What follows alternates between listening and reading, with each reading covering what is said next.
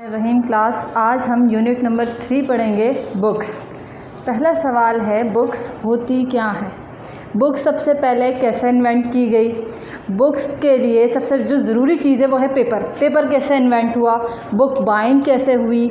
Book को कैसे हमारे इस दौर में एक बुक की फॉर्म में हमारे पास आई? तो आज हम इसके बारे में पढ़ेंगे। बुक्स होती हैं, हमारी फ्रेंड्स होती हैं, ये हमें नॉलेज देती हैं, ये हमें सिखाती हैं अपने उन अदवार के बारे में भी जिनमें हम आज ज़िंदा नहीं हैं, मगर हमने उन अदवार की चीज़ों को सुना है और उसको समझने की और उससे सबक हासिल करने की कोशिश करते हैं। जैसे कि हम में से किसी ने आज तक बादशाहों को, प्रिंसेस को या मैजिशियन को या हीरो को या हीरोइंस को हम उस तरह से नहीं जानते हैं, मगर हमने बुक्स के ज़रिए इन चीज़ों से रहनुमाई हासिल की है।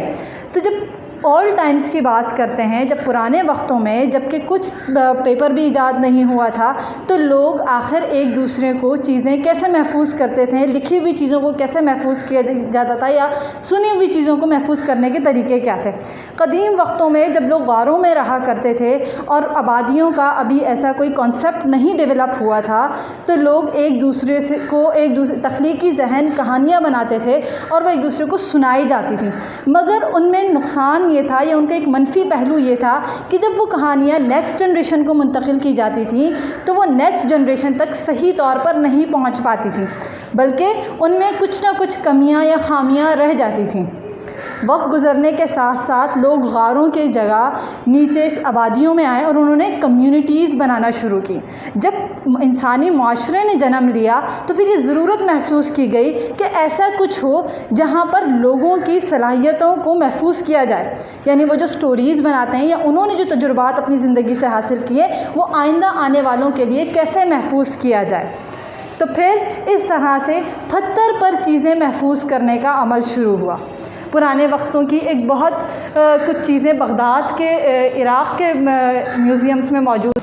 पुराने वक्तों में जो पत्थर पर चिज़ल से तराशे गए अल्फाज थे वो हमें म्यूज़ियम से, बगदाद के म्यूज़ियम में मिले और उनको आज भी हम रीड कर सकते हैं, हम उनको जान सकते हैं कि उनमें हमें क्या सबक दिया गया है। इस तरह से पत्थरों पर अल्फाज को तराशा गया, मगर ये अल्फाज कोई आम पत्थरों पर नहीं तराशे जाते थे, बल्कि एक चिकनी मिट्टी के जो पत्थर होते थे या गीली मिट्टी में उन्हें लिखा जाता था, फिर उन्हें सुखाया जाता था, तब जाकर ये अल्फाज महफूज होते थे, जो कि एक मुश्किल तरीक़ा था। जो आसमानी किताब, सबसे पहले आसमानी किताब नाज़िल हुई तौरात, वो भी पत्थर पर ही सबसे पहली बार महफूज की गई। इसके बाद दौर आगे बढ़ा और तकरीबन आज से 3000 साल कबल चाइना ने सबसे पहले पेपर को इन्वेंट किया, मगर ये पेपर जो था इसकी अभी बाइंडिंग फॉर्म्स डेवलप नहीं हुई थी। मगर चाइनीज़ के इस पेपर में जो सबसे ज़्यादा मुश्किल थी वो ये थी कि ये पेपर बहुत ज़्यादा एक्सपेंसिव था, यानी महंगा था, तो आम लोग इसको आसानी से हासिल नहीं कर सकते थे या ये उनकी दस्तरस में नहीं था। जो मालदार लोग होते थे या जो दौलतमंद तबका था, वो अगर उन्हें कोई बुक पसंद आ जाती थी और वो इसकी फ़ोटोकॉपी करवाना चाहते थे तो वो अच्छा लिखने वाले लिखारियों को अपने पास हायर करते थे और उनसे वो किताबें लिखवाई जाती थी। क्योंकि पेपर ईजाद ही इतने अरसे बाद हुआ, तो फ़ोटोकॉपी का इस वक्त कोई कॉन्सेप्ट नहीं था, अगर था तो वो इसी तरह था कि इसे दोबारा से लिखा जाए। इसके बाद हम सोचते हैं आज से 1400 साल कबल जब इस्लाम इस दुनिया में आया, जब हमारे प्यारे नबी सल्लल्लाहु अलैहि वसल्लम पर आज से 1400 साल कबल कुरान शरीफ वही के ज़रिए उतारा गया, तो उस वक्त भी कुरान शरीफ को मुख्तलिफ़ तरीक़ों से महफूज किया गया। कुरान शरीफ को ऊँट की हड्डियों पर भी लिखा गया, कुरान शरीफ को खजूर के दरख्तों की खुश्क जो शाखें होती हैं उन पर भी लिखा गया, कुरान शरीफ को खजूर के पत्तों पर भी लिखा गया, और फिर कुरान शरीफ को क्योंकि पेपर ईजाद हो चुका था तो पेपर्स पर भी लिखा गया। फिर एक मुस्लिम जो हुक्मरान थे उन्होंने दुनिया पर हुकूमत की और बगदाद जो है वो इस्लामी इल्म व हुनर का मरकज़ बना। बगदाद में दुनिया की अजीम लाइब्रेरियाँ कायम हुई और उन्होंने तमाम दुनिया से किताबें लेकर जमा की और उन्हें अरबी में ट्रांसलेट किया। 15वीं सेंचुरी के शुरू में, जो 15वीं सेंचुरी थी हमारी, 15वीं सदी का जब आगाज़ हुआ तो एक जर्मन साइंटिस्ट ने प्रिंटिंग मशीन को इन्वेंट किया। ये एक बहुत बड़ा चेंज था यूरोप की लाइफ में, क्योंकि जो यूरोपियन पीपल थे उनकी ज़िंदगियों में एक बड़ा चेंज इसलिए साबित हुआ कि एक तो ये मशीन जो थी, प्रिंटिंग मशीन जो थी, इसने फ़ोटोकॉपी के तरीके को बहुत ज़्यादा आसान कर दिया और अब किताब सस्ती भी थी और लोगों की दस्तरस में भी थी। इस तरह किताब हर आम व ख़ास तक पहुँचती रही और दुनिया में एक नए दौर का आगाज़ हुआ।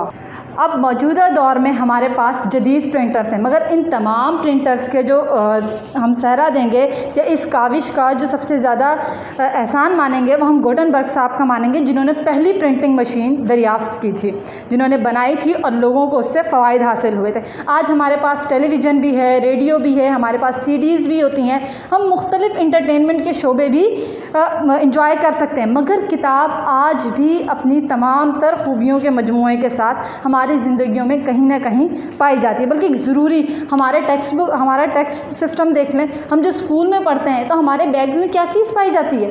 बुक्स, क्योंकि ये वो लाजमी चीज़ है हमारी ज़िंदगियों का जिससे हमें सीखने का मौका मिलता है। तो ये हम कह सकते हैं कि जो हमारी ट्रू फ्रेंड है वो क्या है? आज बुक्स है। आज जो मशीन प्रिंटिंग के लिए यूज़ होती है उसे क्या कहते हैं? Offset machine. उम्मीद है बच्चों आपको अच्छा लगा होगा।